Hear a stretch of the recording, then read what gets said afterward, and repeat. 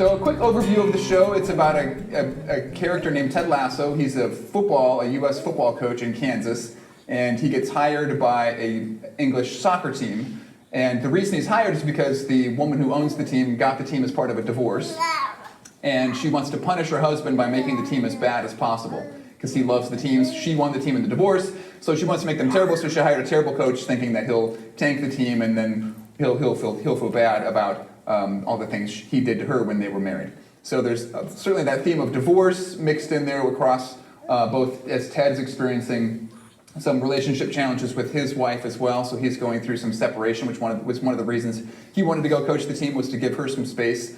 So he has his wife and son are back in Kansas. He goes to England. So there's a bit of that fish out of water experience of learning a new culture and learning how to understand a new sport that he knows nothing about, but also about how his approach to coaching and his approach to the world and take on life kind of converts and transforms those that he interacts with. So there's a lot of that part of his coaching style and his kindness and the way he approaches the world that transforms those on the team and those he interacts with. So that's a big theme of the show as well.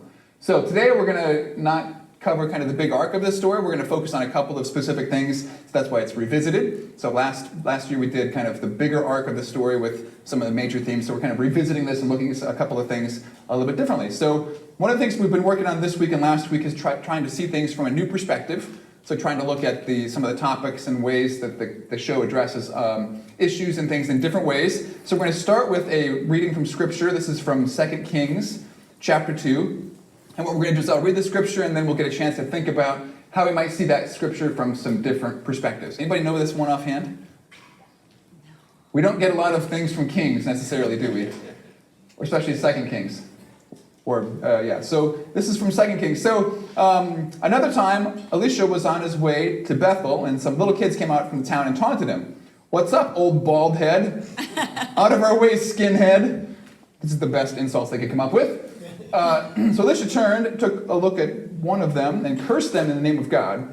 2 bears charged out of the underbrush and knocked them about, ripping them limb from limb. 42 children in all. So basically, this prophet, we heard about prophets a little bit in the sermon this morning, is on his way to Bethel to do some prophesying. Some kids come out and insult him because he's bald. He curses them with a bear, who then attacks and kills. So we're not totally sure what happens to them, but many of them presumably are killed by this bear. 42 of them in all, yes. So what are the ways we commonly interpret this? Don't swear at a bald-headed guy.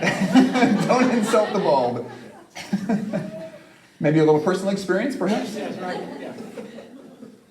Better be careful. Better be careful. What else? What'd you say? Oh, I was saying that be kind to bald people is one of the middle school rules from Randy's time.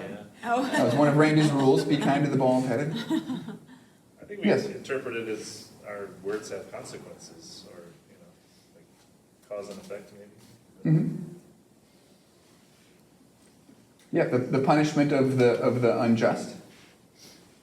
So there's a couple of different ways this is often interpreted. So Look at this one. Yes. Even prophets can lose their cool. Oh, cool. That's good. Yeah, so if you look at some of the traditional ways, sometimes atheists will argue, where they'll say another example in the Bible of something horrible happening, and so therefore Christians and Jews and others who use the Bible support child abuse or support violence or support things. And sometimes that's one interpretation you hear is from those that are not believers or seek to critique. Sometimes you also hear this is maybe a more evangelical thing. If you go on the web and search around for interpretations of this passage, you'll see this kind of idea of divine punishment comes for those who mock the Lord or those who mock his prophets. Since Elisha was a prophet, then they mocked him, that they're being punished for their misbehavior, and kind of the consequence of sin sort of take. Sort of this idea that the children deserved what they got, even though insulting someone isn't worthy of death, right? But then there's also this idea that there was a preemptive strike, that they were not only insulting him, but they were going to plan to do something worse, because they were kind of these hoodlums or this gang of kids who were out of control, who were going to do something worse if Elisha didn't respond. So there's that kind of take on it as well. But like you were saying, there's a new way of looking at these and seeing things from a different perspective. And so I brought a copy of the book this week. A book called The Kingdom of Children, A Liberation Theology by R.L. Stoller, and it's about seeing the scriptures and looking at them in a different way. So you can come up and take a look at this later if you want. And so he's got a few different ways that he suggests thinking about scriptures, and especially with his idea of a child liberation theology. So focusing on how the children's roles are found in a given story. So thinking about, in this case, obviously there's the gaggle, a group of children who are out insulting the prophet. Pay attention to how they're excluded or glossed over. We don't know anything about why they're there. Why are they on the road by themselves? What are they doing there? Were they just hanging out on the road waiting for people to walk by? So we don't get any of that kind of context in the story. That's kind of just glossed over. They're just there. So think about how the stories exclude children might implicitly say a lot about them. So that we have lots of stories in the Bible where children are not present, or they're part of the story is glossed over, ignored. Focusing on the goal, so knowing what does this tell us about how we make a difference in the here and now for children. So that's one of the ways that he thinks about how we interpret Scripture. How does it make a difference for children's lives now? So if we interpret that as saying misbehavior is worthy of death, what does that mean for how we behave here and now toward children when they do things that we don't agree with? Read the Bible with actual children. So we have a few here today, which is helpful, right? So we can get their input and insight into how they maybe not back here, but yeah, a lot of thoughts. Focus on actual children's worlds as vehicles for Christian truths, and give children freedom to construct their own theologies, not just passively accept what we tell them. So let's look again at what this particular story. So if we center this on the children's perspective, why were they on the road that day? What were they doing? So maybe they had nowhere to live, right? Maybe they were homeless. Maybe they were wandering, looking for food or a place to spend the night or a place to be sheltered. Maybe they were victims of the rulers of the time. Maybe they had been abused themselves. So we really have no idea what was going on with them, why they were there. And why did they feel like the need to harass this bald guy walking down the road, right? Maybe they viewed him as, just another guy who's going to come and take our money and hurt us and do some other kind of harm to us that we've had in the past. So that context is kind of missing about how we think about why they're there and what their experiences have been. So maybe they had other prophets who have come into town, or false prophets who have come and stolen things from them and harmed them and done things to them. So maybe it's not unexpected that they would attack this guy who's coming to do more harm to them. Were they were guilty of bullying perhaps, or some kind of insulting, but did they learn that from others? So how did they learn that behavior? Well, maybe there were adults in their lives who were doing similar things, or maybe they had others who had done those things to them.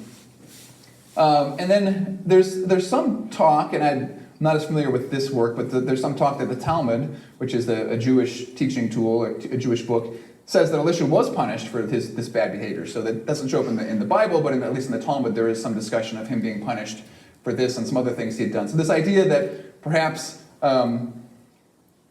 it's a reminder that we should never assume that God's anointed people, pastors, youth group leaders, celebrities, are safe people, that they're just as capable as evil acts against children as anyone else. So kind of to your point that even though Elisha was a prophet and had great things to say, he could still do horrible things and could still make mistakes and do things that were evil, and not to think about just because someone's a celebrity or just because they're in a position of power that they have a chance to not do something wrong. And Stoller says, instead of defending the children who are learning how to make wise decisions, we invest time and energy into defending the violent adults who are doing these horrible things to the children. And so this notion that sometimes you see in some communities, that the idea that challenging an adult is challenging God, that sets up children and defends abusive practices in churches, homes, communities, and various places as well. So the idea that you can never challenge a prophet because they're an adult and they know and they're wise and close to God, and somehow challenging an adult is the same as challenging God himself is a very dangerous thing to think about as well. And it's a really particularly important reminder that there's been plenty of churches and communities and places in the world that are not safe for children, especially those that are supposed to have that in the top interest of minds. So the Southern Baptists, for example, and there's other places this has happened too, covered up widespread abuse. And those were adults who should have been taking care of children, and said they were not doing that. They were covering it up and protecting themselves. So this kind of idea of seeing these stories from a different perspective is something we're going to practice today as we look at a couple of stories from Ted Lasso. And it's important to remember that in the context of where we are in the world today, our world is very anti-child. So looking at these stories through the eyes of children, there's lots of negative experiences that children face in the world. So some 60 million plus lack access to secondary education, especially girls, and those with disabilities. There's hunger and homelessness remain significant problems globally and also in Iowa. So there's children tonight who don't have a place to sleep tonight. So it's not just a global problem, it's also a problem here. There's lots of trouble in the world with, this is about physical punishment, so corporal punishment. Almost 60% of children experience some kind of corporal punishment in their homes as a result of the caregivers that are supposed to be taking care of them, hitting them or doing other things to them to punish them. Physical violence is very common in teenage girls. 25% said that they've had some kind of physical violence since age 15. And 10% of girls under age 10, if you can imagine that, have reported some kind of sexual act against them.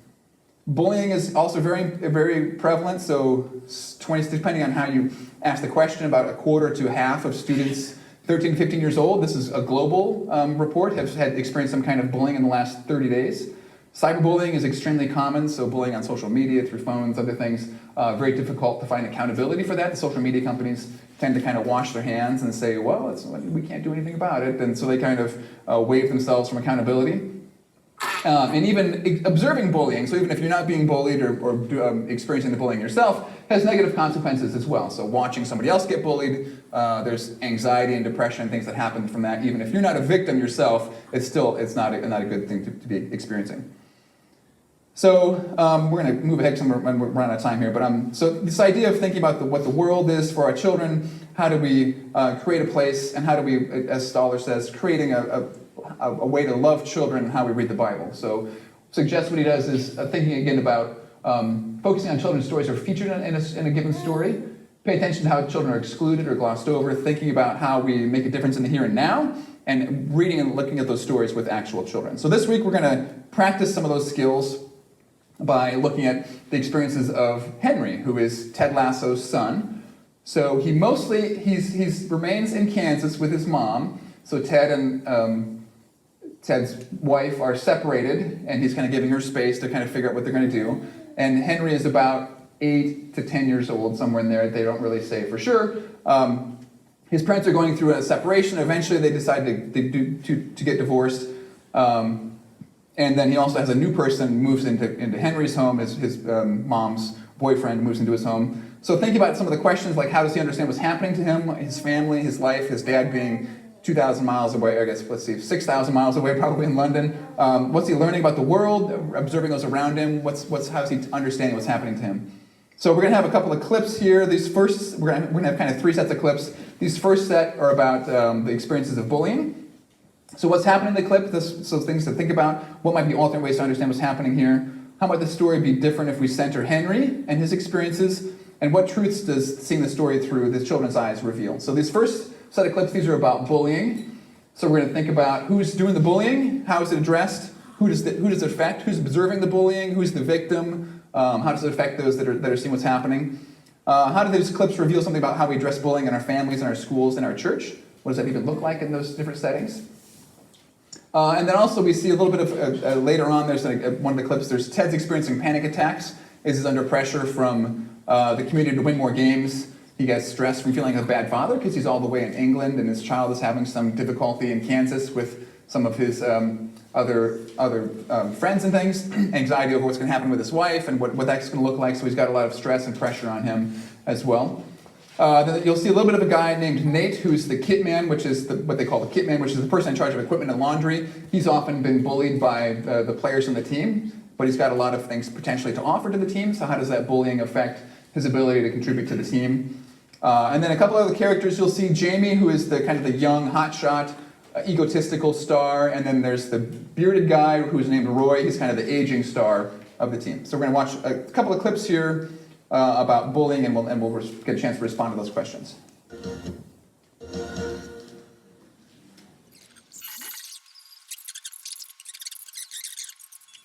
Okay, so Ted finding out, he thought it was a situation of bullying where his son was the victim. Instead, he finds out his son was the one implementing the bullying. So he's trying to figure out, especially from 6,000 miles away, what am I going to do about this? So we're going to come back to that in a second, but we're going to first do a clip about the bullying you're seeing in the team.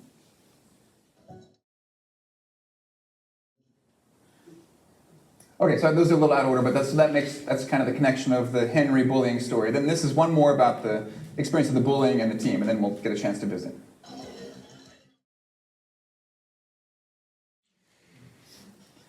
Okay, so I'm going to ask you to chat with the neighbor for a few minutes about these questions, and we'll have a chance to do some sharing out here. So how do you see bullying portrayed in these clips? What do the various characters perceive as happening? So thinking also about those three roles, the bullies, the victims, and those who are just observing it or seeing it. How is the story different if we take the various perspectives of those individuals and those events? What truths does seeing the stories through children's eyes reveal? Then how do we address bullying in our families, homes, communities, and church? How do these clips help you think about or change your perspective on how we might address that? So I'm going to have you talk with the neighbor for a few minutes, and then we'll get a chance to share.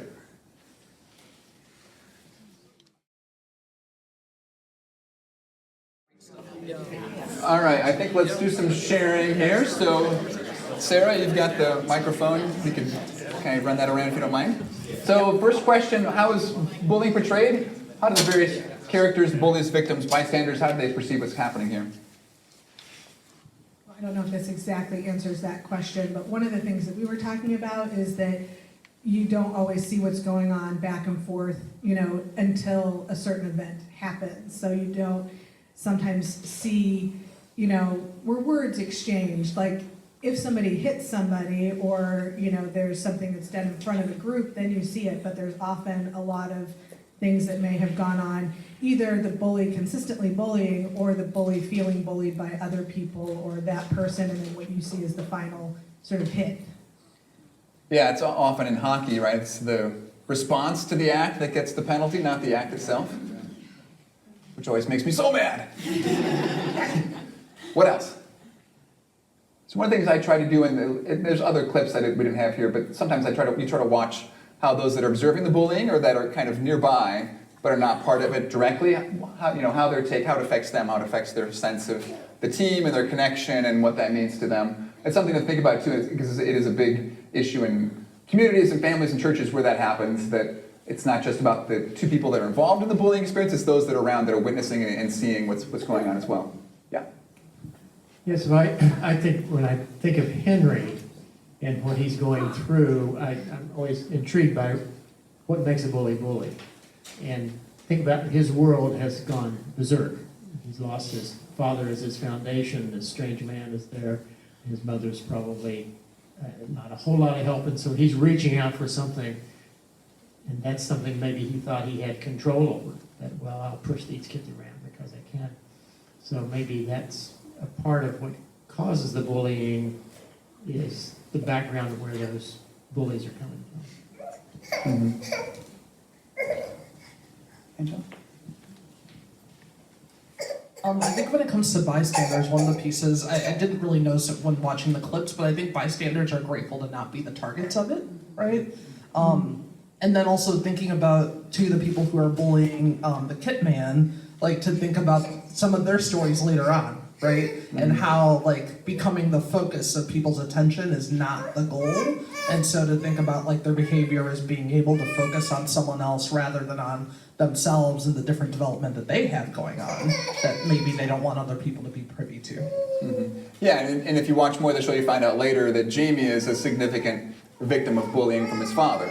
So that's one of the ways that he has acted that out, is his father was very much bullying him and abusing him in many ways, and so he takes that on others. So it's that chain that often you see you don't see in a clip, but once you take that perspective, you realize, oh, Jamie is also a victim of bullying from his family and in his family, that he's then continuing that on by bullying others that are around him to kind of make sense of that experience, to try to respond to that experience in different ways. And then Okay. Colin's coming out too. Yeah, and Colin's coming out too later on. Yep. Okay, so let's talk about the last two questions here. So what does it reveal to us if we think about the stories through children's eyes? And then think about what does that mean, how we address bullying in our families, homes, communities, church? How do the clips, and maybe they don't, but how do they maybe change your perspective on how we might address bullying? I can chime in again. I'm thinking back to that scripture from 2 Kings and how important it is to ensure that to kind of no one is beyond reproach when it comes to these things. And I remember my parents talking about it when I was younger, and it's become a part of my parenting too, but how for their community to say I'm sorry to a child was just why would you ever tell a child you were sorry? That's because I make mistakes. And that's important to me that my children hear me say, I'm sorry, I wasn't my best self in that moment. and recognize that I have moments where I make mistakes too. And so I think for me, that's a piece of it. I think the other piece that I mentioned in our small group time is whenever you have children with siblings, like you get to see the precursors to the bullying that they'll potentially do with other people already with their siblings. Josie's all of 3, but she knows how to push Franklin's buttons, and vice versa. And so being able to talk about those pieces when they happen and interrupt them is really important. Well, one of the things that I had really noticed is how Ted Lasso had believed that his child must be the bullied one instead of the bullier. And it made me think of, NPR had an interview, I can't remember what part of it, but Ta-Nehisi Coates has written something, and he had talked about how anyone can be oppressed, and anyone can be the oppressor, and that we all have that inside of ourselves, and that we can flip so easily, and I think that's kind of what you were saying too, that we all have that. Great, well, we're going to move on to our next theme here, but we'll come back to that fourth question about how we address it as a church community, especially. What does it look like? Who have we bullied as a church throughout our history, and what does that mean to their experiences of the church? Okay, so our next theme is about divorce. So it's certainly that comes up in multiple places. So the owner of the team, she got the team when she and her husband got divorced because he had owned the team and she got the team in the divorce. And of course, Ted and his wife are going through some challenges. There's others, kind of relationship kind of things as well. So we'll hear some things to think about. So how does Henry understand what's happening between his parents? How does he make sense of they're not living together anymore, and he's in London and she's here, and how does he make sense of all of that? And then Coach Beard tries to help Henry. There's a scene where he and Henry try to interact, even though Beard doesn't really know all of what's going on as well. How does seeing experience from Henry's perspective change the view of the situation?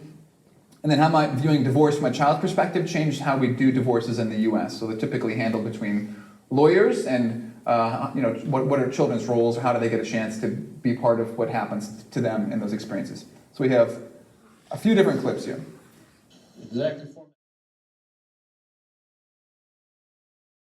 So Jake was Ted and Ted's wife, marriage counselor. So that adds another layer to the whole thing there. Wife, marriage counselor, answering the phone at my house. Okay. Hey, Paul.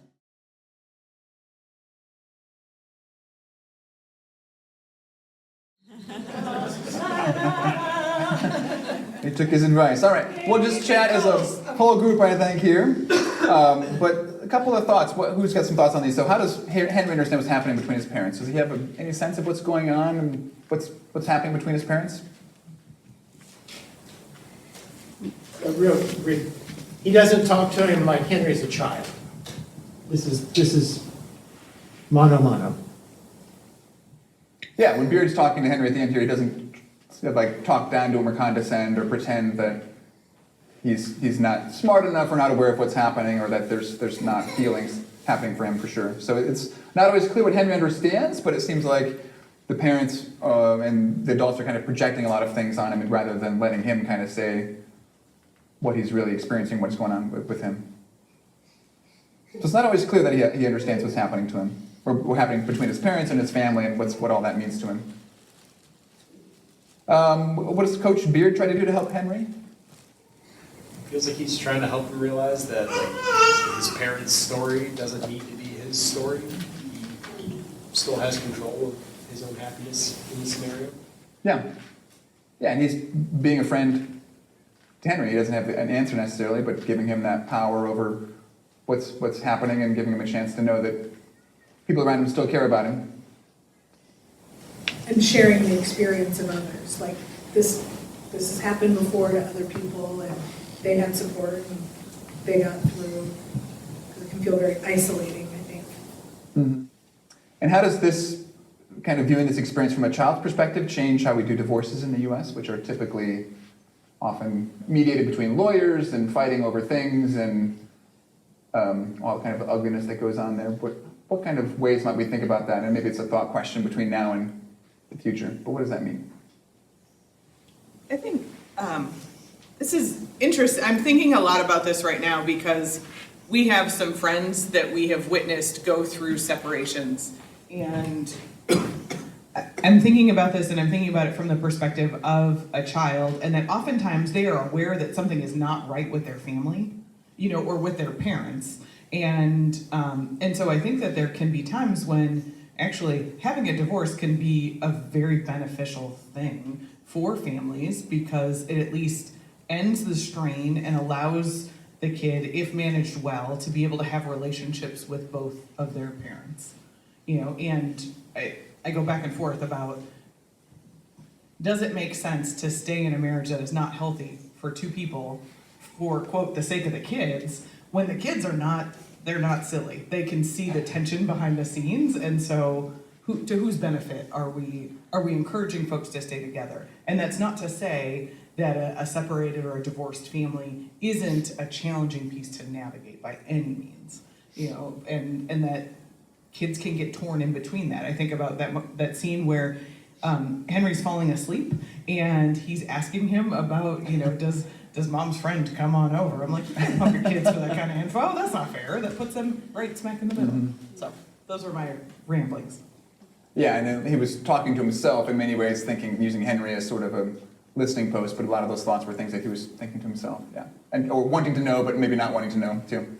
I think the other piece I'm thinking about is that children are almost never consulted in any way as part of a divorce process. With the exception of, I think, once they reach a certain age, they can decide which parent they want to live with, which is its own difficulty and weirdness that can sometimes inhibit relationships from continuing to form. But otherwise, children just are not consulted. And what would it look like to consult children in some way beyond the, I wish you would stay together? Like, what are other pieces that you hope for our family in the future? Mm-hmm. Yeah, and that idea of, then if I pick one or the other, will the other one resent me or be mad? But giving them a voice and power and some of those things too. Yeah, it puts them in a lot of difficult positions. Okay, I want to make sure we have a couple more clips I'm going to get to, but it's kind of a thought piece here to be thinking about that, what that looks like. So the last couple of clips, these are about sacrificing for others, parenting by example. So what are things that we see in how the behavior here leads by example and it gives those that are viewing this an opportunity to learn something?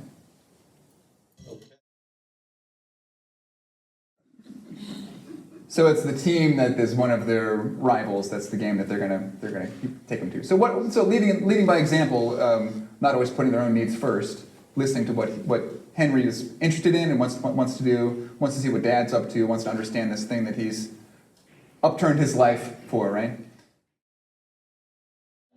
So in that case, maybe Henry leading a little bit by example, right? Wanting to maintain that friendship with somebody who is, at least in football terms, a rival.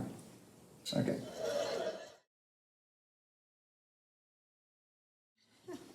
All right, we're going to need to wrap up here, but I wanted to get to the couple of questions here to think about. So how does what Ted does in his examples, by their example, teach something to their children? So in the last one, Ted was insulted by a good friend and asked publicly to respond to that insult. He responded in a way that maybe teaches his kid something about the bullying, right? So maybe Henry is observing and learning something about how you respond to somebody who's bullying you and giving him a different way to address that. And then think about what truths does these events reveal in terms of how they care for each other and the ways that they think about these events different. So I wanted to wrap up here with one more quick story. So we start out with a story about Elisha and sending bears to attack children.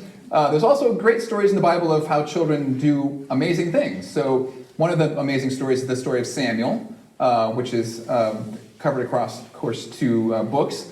But Samuel's the son of Hannah and Elkanah, and Hannah was actually Elkanah's second wife. He was married to 2 different women at the same time. His other wife had children, but Hannah didn't have any, so Hannah was very sad about this, even though Elkanah seems to like Hannah better between the 2. So Hannah prayed and prayed for a child, and vowed if she had a child, she'd dedicate him to God. And then she did have a Samuel, and he grew up in the shrine at Shiloh under the care of Eli, so she did dedicate him to God. So here's a quick summary of, I'll read this to you. This is from 1 Samuel chapter 3. The boy Samuel was serving God under Eli's direction through the time when the revelation of God was rarely heard or seen. One night Eli was sound asleep. His eyesight was very bad. Can relate to that. He could hardly see. It was well before dawn. The sanctuary lamp was still burning. Samuel was still in bed in the temple of God when the chest of God rested. Then God called out, Samuel, Samuel. So Samuel's about 11 or 12 years old here. Samuel answered, yes, I'm here. Then he ran to Eli saying, I heard you call. Here I am. Eli said, I didn't call you. Go back to bed. And so he did. And God called again, Samuel, Samuel. Samuel got up and went to Eli. I heard you call. Here I am. Again, Eli said, son, I didn't call you. Go back to bed. This all happened before Samuel knew God himself. It was before the revelation of God had been given to him personally.